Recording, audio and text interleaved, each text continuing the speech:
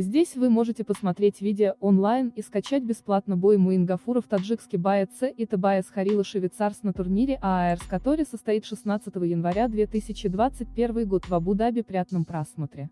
Муин Гафуров родилась 17 мая 1996 года, город Душанбе, таджикский боец смешанных единоборств, член сборной команды страны по боевому самбо, двукратный чемпион мира по боевому самбо, ВКПФ, чемпион мира по грэпплингу, файла, чемпион мира по ММА, версия ФК, дзюдоист, мастер спорта Таджикистана международного класса по боевому самбо.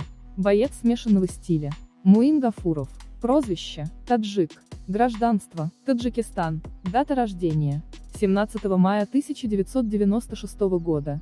24 года. Место рождения – Душанбе. Рост – 170 см. Весовая категория – 61 кг. Карьера. Команда – Ташфайтер. Тренер – Ахтам Хакиров. Стиль – ММА, боевое самбо, грэпплинг. Степень мастерства – мастер спорта Таджикистана международного класса. Статистика в смешанных единоборствах. Боев – 16 побед, 15 нокаутом, 8 сдачей, 7 решением, 2 поражений, 3 решением, 3 награды и медали. Председатель Лиги боевого самбо и ММА Таджикистана Ахтам Хакиров. В 2018 году в США выиграл турнир по дзюдо. Подпишите на наш канал, скоро будет бой Муин Гафуров. Мы покажем прямой эфир бой Муина Гафурова.